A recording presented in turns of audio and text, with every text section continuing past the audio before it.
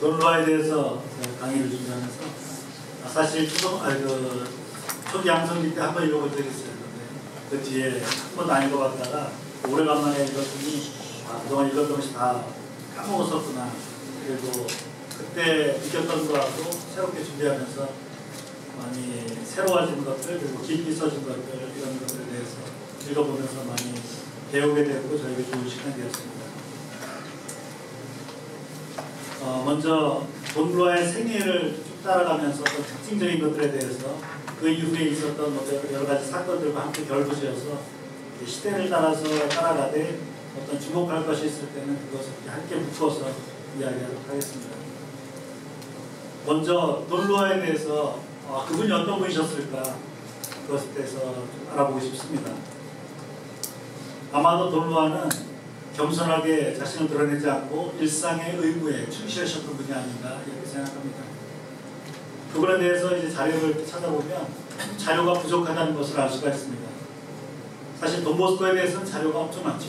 차고 넘칩니다. 돈보스코의 영성, 그에 대해서 피정 강의했던 것들, 역사에 대해서 굉장히 많은 자료들이 있는데 논로화에 대해서는 굉장히 적습니다. 그 이유가 왜 그럴까? 논로화의 운명이 그랬기 때문에 그럴까? 그것은 아닌 것 같아요. 논로화가 무엇보다도 그 자신에게 그 이유가 있었던 것이 아닌가. 그는 자신을 드러내기를 원치 않았던 사람 같습니다. 그분은 늘 돈보스코의 그늘 아래서 자신을 감추고 자신에게 필요한 역할을 하면서 돈보스코를 도와주는 그런 충실한 조력자 역할로 살아왔기 때문에 아마도 그가 드러나지 않게 활동을 하고 일을 하고 자신을 감추고 그런 영성적인 것에 중점을 두었기 때문에 그런 것이 아니냐 이렇게 생각해 봅니다. 근데 이런 것은 어떻게 보면 살레시아 회원들의 일반적인 삶과 좀 다른 것이 아닐까 이런 생각을 해봤어요.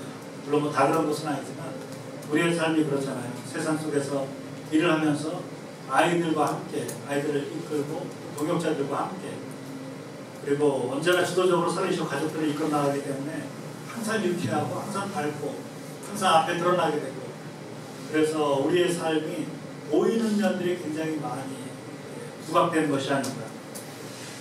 그런데 사실 우리 형제들 안에는 그렇게 보이지 않게 겸손하게 생활하는 형제들도 있는 것 같습니다.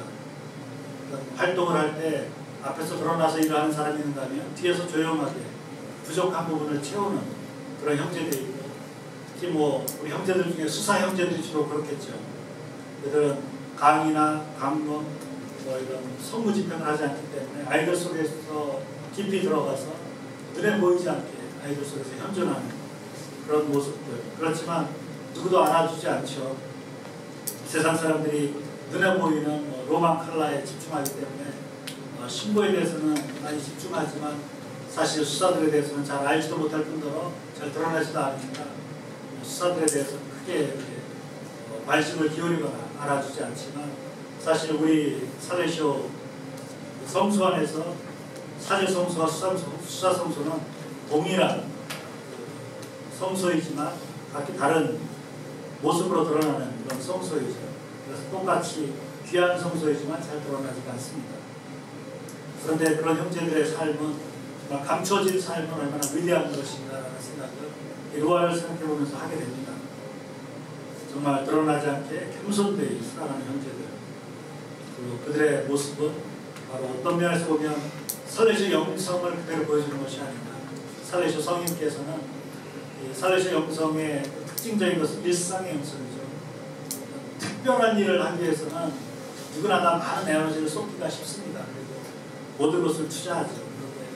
매일 일어나는 그런 일상의 일들, 변화가 없고 매일 똑같은 일, 그리고 하나도 중요하게 여겨지지 않는, 누구도 주목하지 않는 그 작은 일에 충실하는 것, 이것은 정말로 쉬운 것이 아닌데 이것을 잘하는 것이 정말로 살레시아 영성을 산 것이다. 살레시아 영성은 바로 일상의 영성, 일상의 단순함, 그리고 매일 반복되는 그런 별볼일 없는 것들을 아주 최선을 다해서 열심히 사는 것.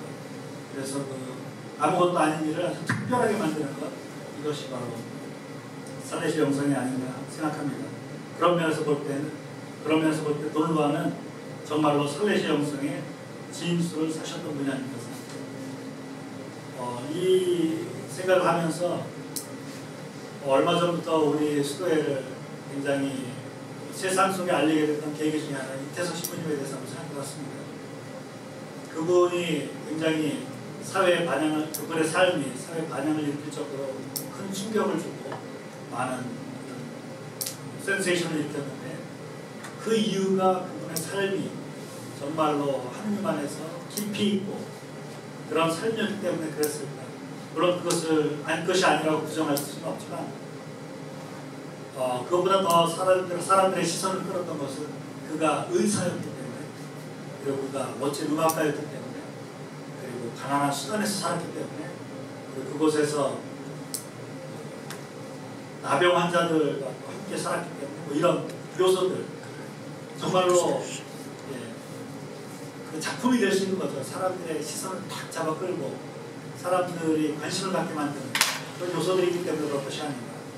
저 사실 박관님에 대해서 선교지에 있으면서, 선교사로 있으면서 그 하일랜드에, 박관님이 하일랜드 고사지대 가면 아주 거칠은 사람들이 많이 있어요. 그래서 이제 전사들의 곳인데, 그곳에 있는 사람들 아주 거칠고 열악하고 아주 힘들고, 그런데 그 속에서 사람들과 함께 아주 깊이 있게 살아가는 그 선교사들의 모습, 특별히 한국 외방 선교사 선생님들 몇 번 만나면서 얘기 들었고, 또 주교님께서도 우리 살레시아 한국 외방 선교의 시민들 굉장히 좋아한다고. 왜냐하면 그 사람들 속에 아주 깊이 들어가서 그들과 함께 살기 때문에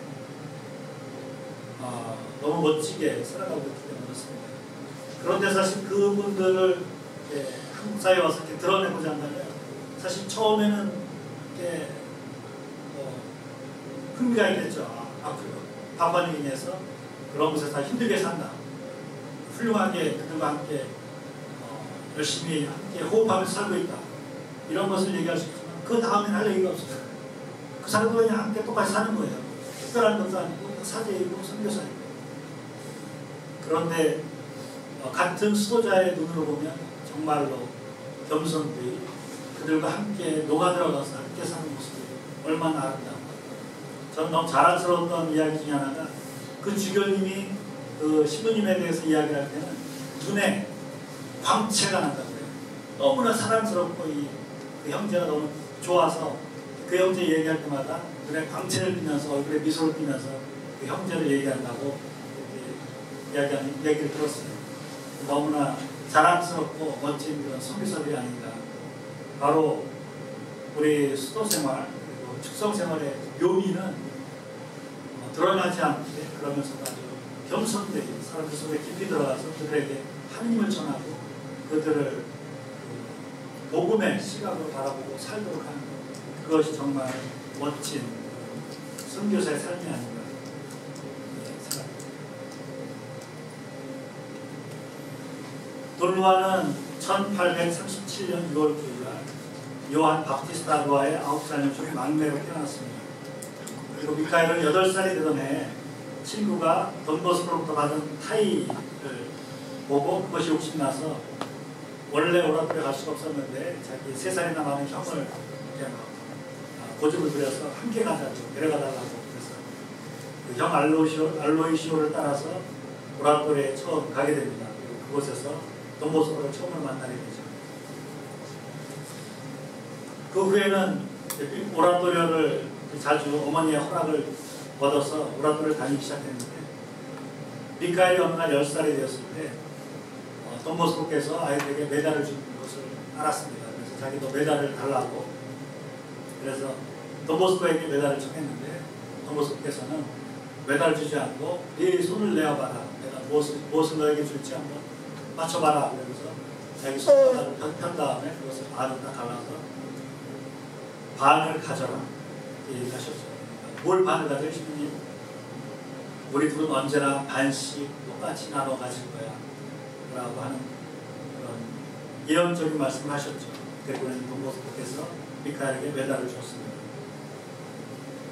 아마 돈보스코는 이미 미카엘 루아에 대해서 알고 있었던 것 같습니다. 이 말을 하기 전에 이미 자신은 장미덩굴 실험급 장미꽃 정원급이라고 하죠. 그곳에서 자신을 따라도 많은 사람들이 포기하고 이제 돈보스코가 굉장히 실망 속에 있었을 때 어떤 젊은이들의 그룹이 일어나서 저희가 따르겠습니다 하고 나서 젊은이들의 그룹이 자신을 따르기 시작했는데 그 맨 앞에 돈루아가 있는 것을 보았습니다. 그래서 돈보스코는 사실 이 반을 주는 이 신용을 하기 전에 이미 이 돈루아의 삶에 대해서 그 운명이 어떠하리라는 것을 알고 있었죠. 그래서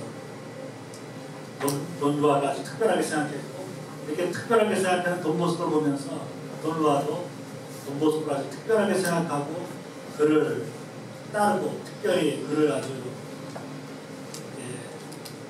여겨보고 눈여겨보면서 특별히 돈루아가 돈보스코의 사고방식과 행동방식을 닮아가기 시작했다고 이야기합니다. 그래서 그에게는 돈보스코를 바라보는 것, 그것이 다른 어떤 묵상책을 읽거나 다른 어떤 신심서적을 읽는 것보다도 그에게 더 깊이 있게 다가왔고 이 돈루아의 삶에 영향을 미쳤다는 것이죠. 돈보스코가 어느 날 로마로 출발하게 됩니다. 신학생이었던 돈루아를 함께 데리고 간 바람에 돈루아가 신학 공부를 살짝 접고 돈보스코를 나서게 되는데 이제 2달간 로마로 떠납니다. 그리고 2달간 로마에서 교황을 만나기 위해서 기다리는 동안에 돈보스코의 행동의 말 이런 것들에 대해서 주의 깊게 관찰하면서 돈루아가 이 2달 동안 누구보다도 돈보스코의 정신과 마음을 꿰뚫어보는 통찰력을 가졌다라고 얘기합니다. 그것은 이제 그들이 2개월간의 여행을 마치고 돌아왔을 때 알라소나티 신부님께서 오라토리오를 운영하고 계셨는데 그때 오라토리오가 완전히 변화되어 있었다고 얘기해요. 2달 동안.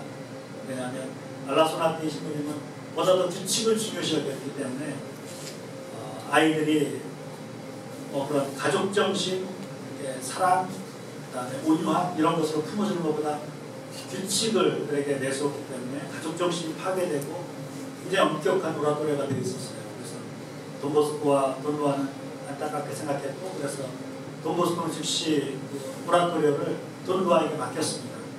그래서 이제 돈보스코가 무엇을 원하는지 정확히 알았던 돈루아는 이 신학생 때 오라토리오를 자신이 맡아서 운영하기 시작했고 얼마 후에 바로 가족정신을 재건했죠.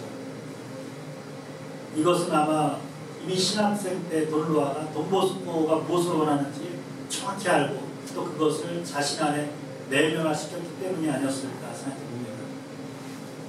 이런 면에서 보면 우리에게 있는 좋은 모범들이 얼마나 우리에게 큰 도움이 되는가 이런 생각을 해봐요. 저도 설리쇼에 들어와서 많은 좋은 선배 스모님 수사님들을 보면서 많은 것을 배웠습니다.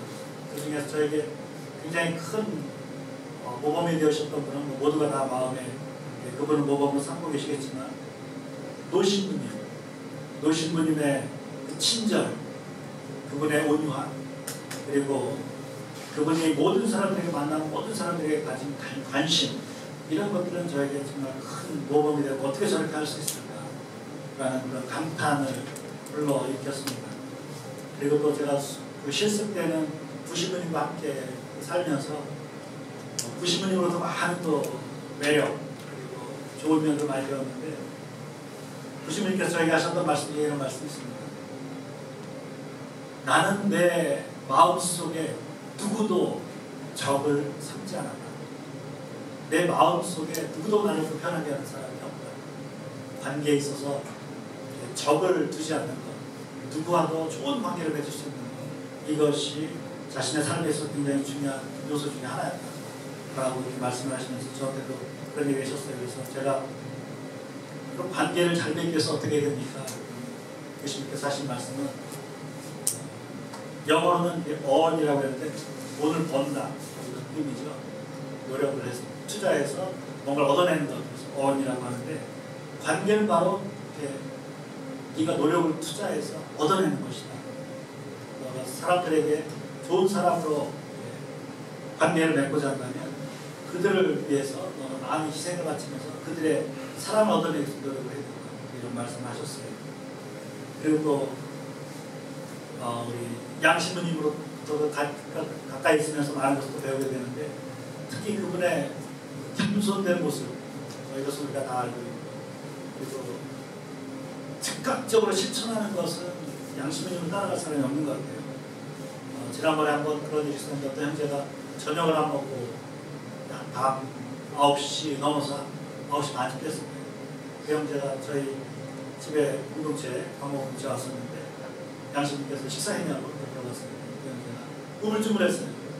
그래서 안 하긴 안 했는데 안 했다고 하면 좀 미안하기도 하고 또 밥 차리는 거 이런 관계 때문에 우물쭈물하면서 딱 얘기 못하니까 양심 즉시 그때 우리가 개그 콘서트 보고 있었는데 그거 집중하고 있었어요.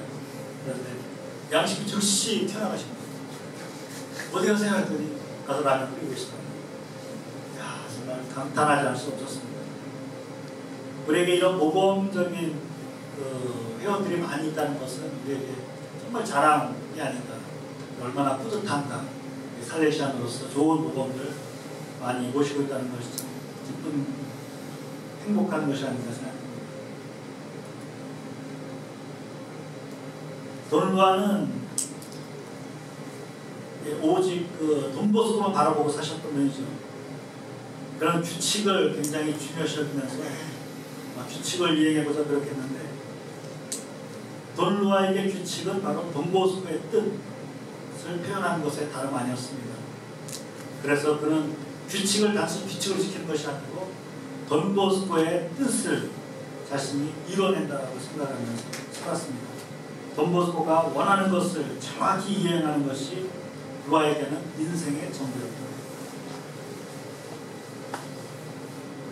이런 에피소드가 하나 있습니다. 돈보스코가 이제 어느 정도 연세가 좀 드셨을 때 그리고 오란토리에는 많은 학생들이 모여들기 시작했고 돈보스코도 할 일이 많아서 더 이상 오란토리를 운영하거나 이렇게 할 수는 없었어요. 근데 돈보스코가 어느 날 꿈을 꿨는데 이 발도코의 오란토리에 큰 포도나무가 이렇게 발도코 오란토리 전체에 감싸는 꿈을 꿨어요. 그 포도가 포도나무가 가지를 뻗은 다음에 거기서 열매가 열렸어요. 열매가 떨어지기 시작했는데 거기 뛰어놀던 운동장에서 뛰어놀던 아이들이 포도송이를 막 따먹었어요. 얼마나 맛있고 달고. 그런데 또 한 군데에서 가지가 하나 또 뻗어나오더니 그 가지가 또 이렇게 오라토리를 덮기 시작해 거기서 포도 열매가 열려서 포도송이가 떨어졌는데 그 갈리에로가 그것을 포도송이를 따서 맛을 보았는데 포도가 아주 시고 쓰고 맛이 없었어요. 그래서 이 꿈에서 돈보스코를 인도했던 사람이 저 포도송이를 부숴버려야 된다. 저 가지를 죽여버려야 된다 하면서 장대를 주었어요. 돈보스코가 그 장대를 이 인도자가 설리 주병들한테 장대를 줬어요. 저 포도송이를 부숴버리라고. 그래서 다들 그것을 하기를 거절했습니다.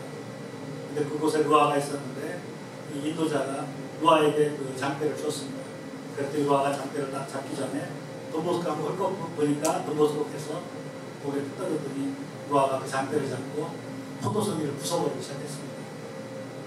이 포도송이는 무엇을 의미하냐면 오란토리오를 더 이상 사랑으로 가득한 기존의 오란토리오가 아니고 사람들이 너무 많아지다 보니까 가족 정신보다는 보다도 규칙적으로 수많은 몇백 명의 아이들이 이렇게 함께 있다 보니까 그전에는 돈보스코는 아이들하고 이야기하면서 줄 안 쓰고 이렇게 밥 먹으러 갔다면 그때는 너무 많은 아이들이 있었기 때문에 줄을 쓰고 또 줄을 쓰면 또 아이들 막 시끄러우니까 조용히 시키고 그래서 친목 중에 줄을 서서 간다든지 이런 여러 가지 규칙들이 들어오면서 그곳에 가족 정신이 파괴되기 시작했고 또 이 원래의 오라토리오를 망치는 것을 다른 그런 것들 그리고 우리가 잘 알고 있다시피 돈보스코께서 로마에서 썼던 편지 더 이상 아시덴테를 아이들 깊이 들어가서 하지 않는 이런 모습으로 변질되었었는데 그 변질되게 했던 그 포도송이를 부숴버리는 그 역할을 했던 것은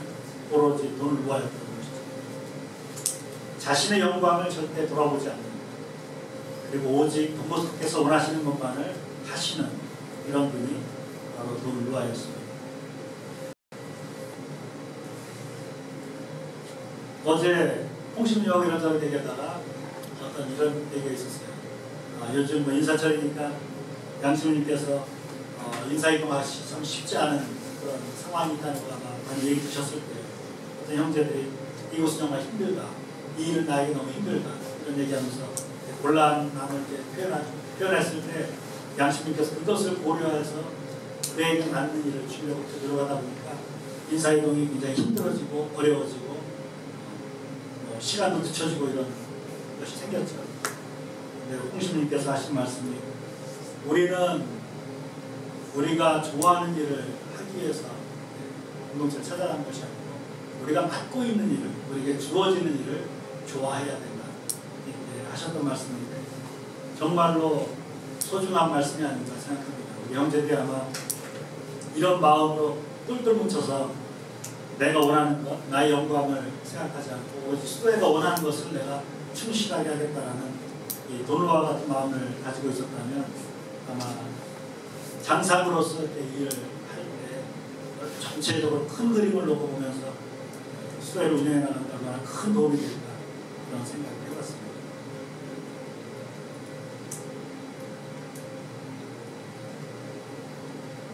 그 돈루아는 우리가 흔히 살아있는 규칙서라고 부르고 있죠. 이게 어떤 별명과도 같이 이렇게 붙어다니는 것인데 돈루아는 아주 책임감이 굉장히 강했던 분이었습니다. 그분이 총대리를 맡았을 때 그때 아마 총경리하고 같이 이렇게 했는지 모르겠어요. 어쨌든 재정과 규율을 담당했었는데 이것이 그에게는 마음에 들지 않는 일이었지만 자신의 힘으로 소홀히 하지 않고 그것을 충실하게 하기 위해서 노력했습니다. 그리고 그런 성격상 자기에게 주어진 그 책임을 회피한 적이 한 번도 없었다고 합니다. 그래서 그에게는 언제나 돈보스코가 결정한 규칙이라면 그것에 철저히 순종해야 된다라고 하면서 그것을 지키는 것만이 그에게는 중요한 것이었던 거죠. 돈보스코께서 두 번째로 이렇게 당신의 서한을 적은 적이 있는데 이곳에서 특수한 규율에 대해서 언급을 했습니다. 그는 우리 사례쇼회에 있어서 규율은 규칙과 수도회의 관례에 알맞는 생활 양식이다. 바로 우리에게 있어서 규율은 규칙을 지키는 것이고 또 우리에게 알맞은 우리의 관례에 알맞은 생활 양식을 사는 것 이것이 바로 우리에게 있어서 특수한 규율이다 라고 말씀하셨습니다. 그러면서 만일 다른 사람을 지도하는 위치에 있으면서 이러한 규칙을 지키지 않는다면 얼마나 우리 수도에 해악이 되는지 이런 말씀을 하시면서 특히 지도적인 위치에 있는 사람들이 규칙을 정확히 준수하도록 요구를 하셨습니다. 그런 면에서 돈보스코와 돈루아는 한 번도 규칙을 어긴 일이 없다라고 할 정도로 철저하게 규칙을 지키신 분입니다. 우리 살레쇼의 회원의 측이 교황청으로부터 인가를 받았을 때 그 순간부터 돈루아는 더욱더 충실하게 규칙서를 준수하셨다고 합니다. 아주 비범하고도 정확하게 실천에 옮겼는데 돈루아는 다음과 같이 말씀하셨습니다. 규칙서 안에 있는 규칙 중 어느 하나로도 중요하지 않은 것이 없다. 주님께서는 우리에게 비범한 것을 기대하지 않으시지만 작은 것에 대해 완전함을 이루는 것을 기대하십니다. 그분은 모든 규칙에 대해 균등한 중요성을 두고 준수하시길 바라십니다. 이것이 바로 성화라는 위대한 건물을 짓기 위한 수단이다. 우리 살레시 회원들에게 성화로 가는 길은 바로 이 회원 회칙을 정확히 준수하는 것이죠. 과연 제 자신도 한번 돌아봅니다. 저에게 회원 회칙이 어디 있는가? 아마도 책장 속에 처박혀 있는 것 같아요. 그리고 지난번에 27차 총회를 마치면서 총장님 시민님께서 총회 문헌을 절대 책장 속에 처박아 두지 말고 늘 자기 옆에 두고 읽으면서 그것을 사랑하길 바란다라고 말씀을 하셨는데 회원의 칙 그리고 총회 문헌 이런 것들을 곁에 두고 읽으면서 물론 한꺼번에 다 읽을 수는 없겠지만 조금씩 읽으면서 우리 삶에 그것을 실천해 나가는 것 그것이 우리에게 정말 중요한 성화의 수단이 아닌가 생각합니다.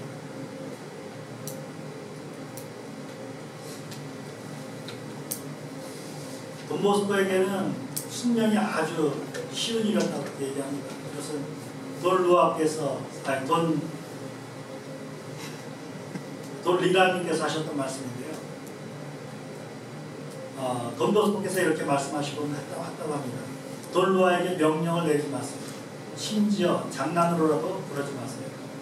장상이 말하는 것이면 무엇이든 실행하는 그의 신속함 때문에 그렇습니다. 돈 루아에게는 숙명이 정말 쉬운 일입니다. 왜냐하면 그는 헤아릴 수 없을 정도로 겸손하기 때문입니다. 그의 태도 안에 담긴 겸손, 그의 말 안에 담긴 겸손, 그리고 높은 사람에게나 낮은 사람에게나 한결같은 겸손 때문입니다. 숙명을 하지 못하는 이유 중에 하나는 바로 겸손하지 않기 때문에, 그리고 우리의 이 나를 중심으로 생각하는 그 사고 때문에 아마 숙명이 어려움을 겪는 거, 숙명을 지키는 것이 어렵지 않은가. 그런 면에서 돈 루아는 아주 겸손한 사람이었고 자신 안에 자신이 없었기 때문에 그에게 숙명이 쉬웠던 것 같습니다.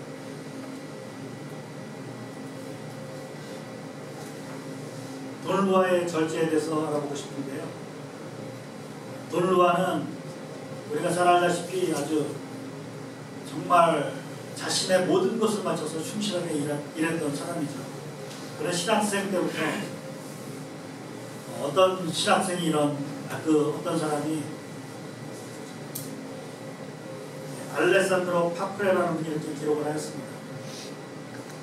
자기가 어느 순간 공부를 하기 위해서 그래서 일찍 일어나서 공부를 해야 되겠다라는 필요성을 느껴서 다른 친구들도 돈 루아에게 깨워달라고 요구를 했었기 때문에 자신도 돈 루아에게 자기를 깨워달라고 이렇게 부탁을 했어요.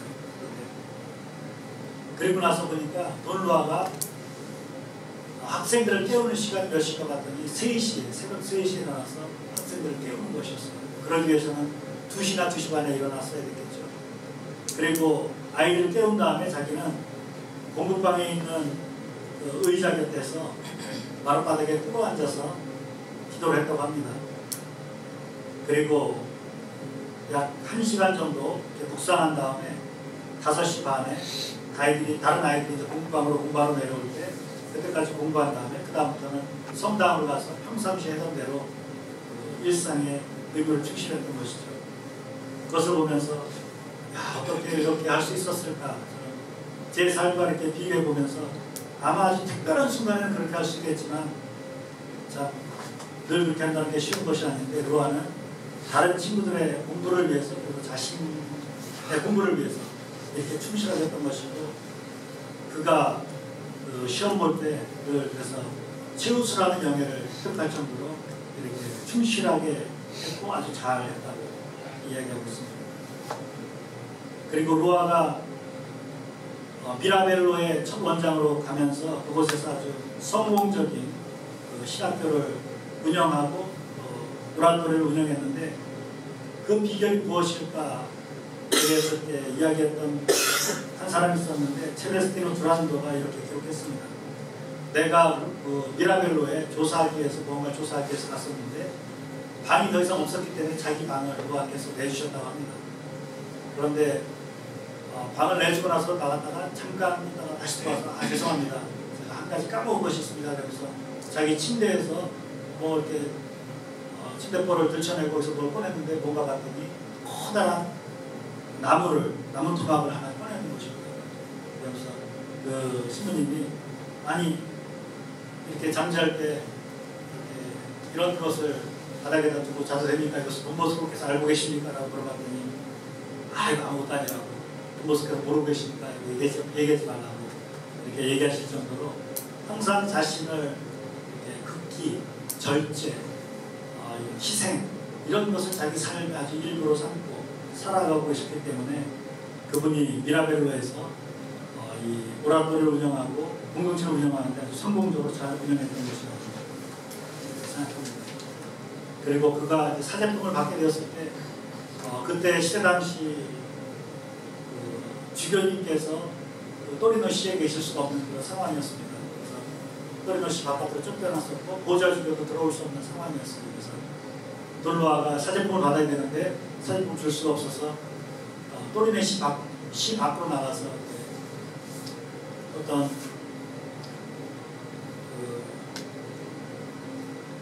남자의 집에 가서 그 별장에서 사제품을 받게 되었습니다. 그래서 그곳으로 걸어가서 그곳에서 이제 쉬면서 그 사제품을 받게 됐는데 그 이튿날 그 종들이 와서 그와 방을 지배했던 종들이 와서 남자에게 아마도 루아가 미카엘루아가 잠을 안 잔 것 같습니다 라고 얘기했어요.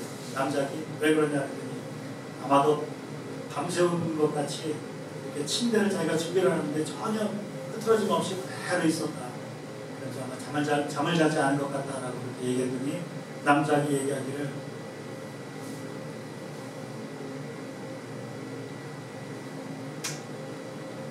나는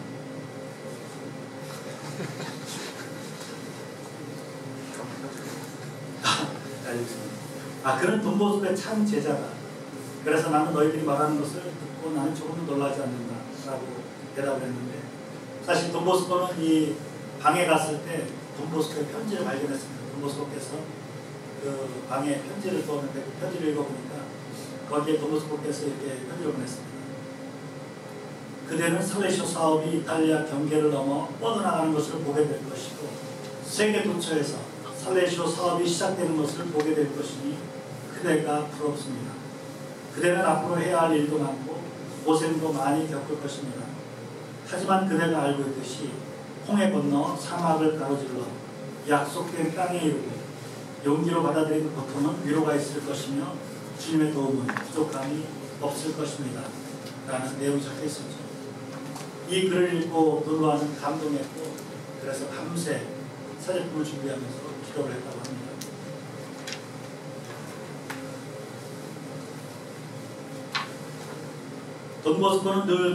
돈루아는 돈보스코처럼 이라는 모토를 마음에 담고 이렇게 살아가셨는데 특별히 그가 이제 미라벨로의 첫 원장으로 파견을 받았을 때 그곳에 가는 것이 사실 쉬운 일이 아니었습니다. 왜냐하면 돈루아는 이때 27살이었고 그와 함께 갔던 신학생들, 회원들의 나이는 27살 이상이었습니다. 다른 사람들은 27살 이상이었고 돈루아는 26살이었습니다. 그래서 가장 나이 어린 사람이 원장으로 파견되는 것이죠. 그래서 그것이 쉬운 일이 아니었는데 돈루아는 정말 아버지처럼 친절하고 어머니처럼 온유함으로 이 사람들을 다루고 아이들을 다루고 그래서 그가 미라벨로에서 성공을 할 수 있었는데 사람들이 굉장한 흥미를 가지고 돈루아를 지켜봤다고 합니다. 왜냐하면 발도코에서 규칙을 엄하게 준수하고 요구하는 사람이기 때문에 그곳에 가면 분명히 규칙을 굉장히 중요시 여기고 엄하게 요구할 것이기 때문에 아마도 그는 친구나 아버지보다는 장상으로 일을 할 것이다 라고 예상을 했는데 그 예상을 뒤엎고 돈루아는 아이들과 함께 그리고 일하는 동역자들에게 아주 친절하게 아버지처럼 어머니처럼 친절하게 부드럽고 온유하게 다가가면서 이 공동체를 운영했습니다. 그때 돈루아의 마음속에 항상 이것이 있었습니다. 돈보스코께서 이렇게 말씀하셨죠. 그곳에 가면 동역자들 그리고 함께 있는 아이들 그리고 형제들을 잘 보살피라고 그랬는데 그 충고를 다 읽고 나서 돈루아는 다음과 같이 요약해서 자기의 모토로 삼았습니다.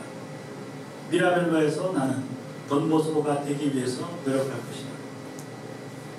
이렇게 미라벨로를 운영했고 그 후에 이 미라벨로에 대해서 이 활동했던 것을 조사하고 보고했던 이 보고서에 따르면 한 줄로 이렇게 요약이 됩니다. 미라벨로에 있는 돈루아는 오라토리오에 있는 돈보스코와 똑같이 행동한다.